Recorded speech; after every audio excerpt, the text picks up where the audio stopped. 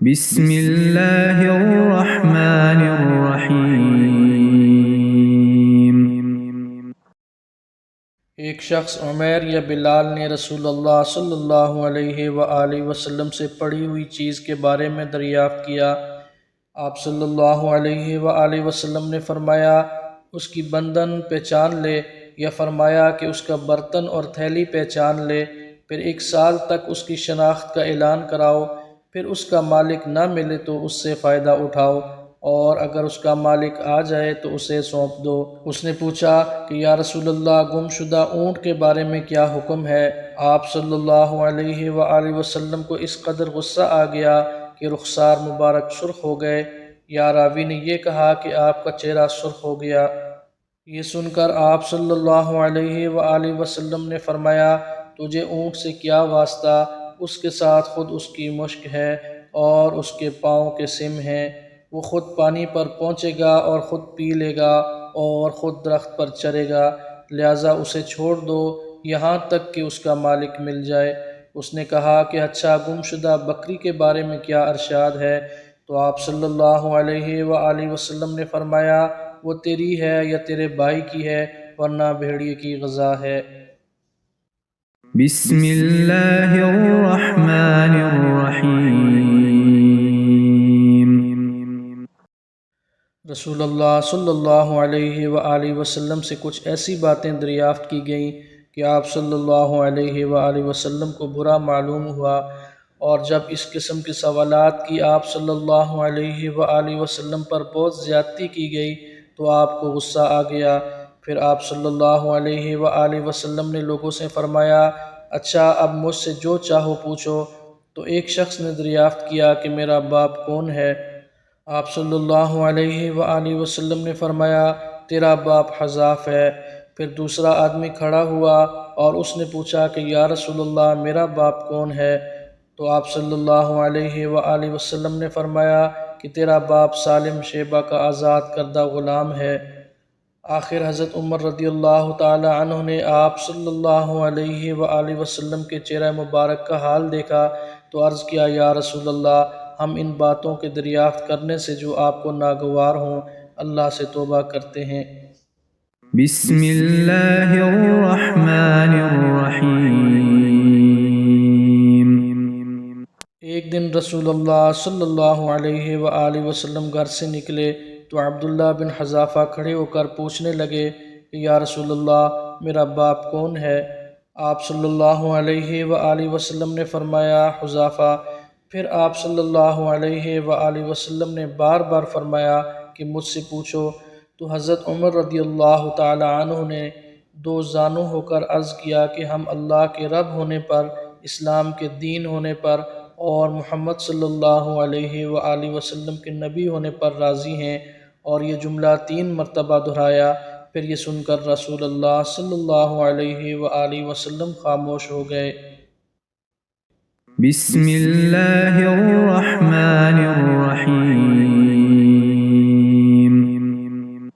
حضرت سیدنا انس بن مالک رضی اللہ تعالی عنہ روایت کرتے ہیں کہ جب آپ صلی اللہ علیہ وآلہ وسلم سلام کرتے تو 3 بار سلام کرتے، اور جب کوئی کلمہ ارشاد فرماتے تو اسے 3 بار دہراتے، یہاں تک کہ خوب سمجھ لیا جاتا۔ بسم اللہ الرحمن الرحیم۔ حضرت سیدنا انس بن مالک رضی اللہ تعالی عنہ روایت کرتے ہیں کہ جب آپ صلی اللہ علیہ وآلہ وسلم کوئی کلمہ ارشاد فرماتے تو اسے 3 بار لوٹاتے، یہاں تک کہ خوب سمجھ لیا جاتا، اور جب کچھ لوگوں کے پاس آپ صلی اللہ علیہ وآلہ وسلم تشریف لاتے اور انہیں سلام کرتے تو 3 بار سلام کرتے۔ بسم اللہ الرحمن الرحیم۔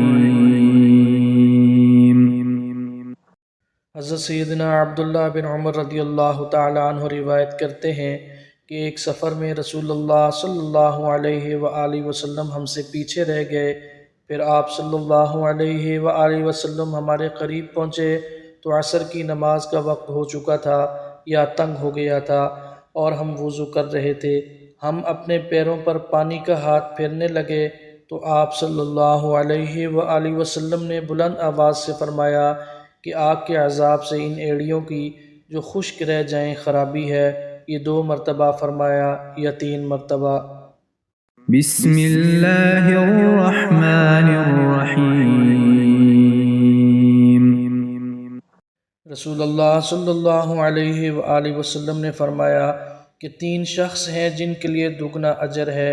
ایک وہ جو اہل کتاب سے ہو اور اپنے نبی پر اور محمد صلی اللہ علیہ وآلہ وسلم پر ایمان لائے، اور دوسرے وہ غلام جو اپنے آقا اور اللہ دونوں کا حق ادا کرے، اور تیسرے وہ آدمی جن کے پاس کوئی لونڈی ہو جس سے شباشی کرتا ہے اور اسے تربیت دے تو اچھی تربیت دے، تعلیم دے تو عمدہ تعلیم دے، پھر اسے آزاد کر کے اس سے نکاح کر لے تو اس کے لیے دگنا اجر ہے۔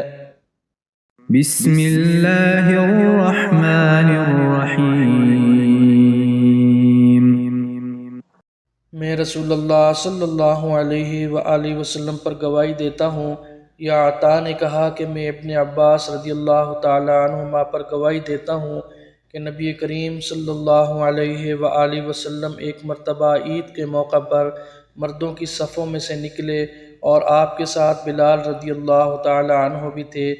آپ کو خیال ہوا کہ عورتوں کو خطبہ اچھی طرح نہیں سنائی دیا، تو آپ صلی اللہ علیہ وآلہ وسلم نے انہیں علادہ نصیحت فرمائی اور صدقے کا حکم دیا۔ یہ بات سن کر کوئی عورت بالی اور کوئی عورت انگوٹھی ڈالنے لگی، اور بلال رضی اللہ تعالی عنہ اپنے کپڑے کے دامن میں یہ چیزیں لینے لگے۔ بسم اللہ الرحمن الرحیم۔ حضرت سیدنا ابو ہریرہ رضی اللہ تعالی عنہ سے روایت ہے کہ انہوں نے عرض کیا کہ یا رسول اللہ صلی اللہ علیہ وآلہ وسلم، قیامت کے دن آپ کی شفاعت سے سب سے زیادہ سعادت کسے ملے گی؟ تو رسول اللہ صلی اللہ علیہ وآلہ وسلم نے فرمایا، اے ابو ہریرہ، مجھے یقین تھا کہ تم سے پہلے کوئی اس کے بارے میں مجھ سے دریافت نہیں کرے گا، کیونکہ میں نے حدیث کے متعلق تمہاری حرص دیکھ لی تھی۔ سنو، قیامت میں سب سے زیادہ فیض یاب میری شفاعت سے وہ شخص ہوگا جو سچے دل سے یا سچے جی سے لا الہ الا اللہ کہے گا۔ الرحمن الرحیم۔